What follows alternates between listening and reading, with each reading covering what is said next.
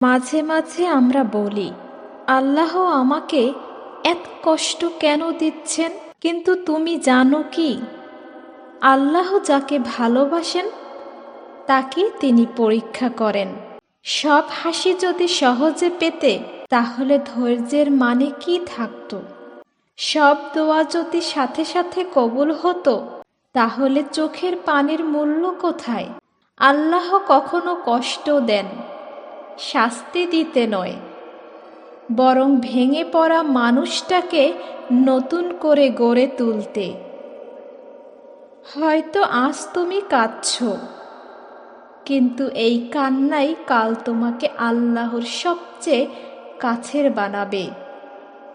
তাই বিপদে ভেঙে পড়ো না, ধৈর্য ধরো, কারণ আল্লাহ কখনো দেরি করেন না। তিনি সঠিক সময় দেন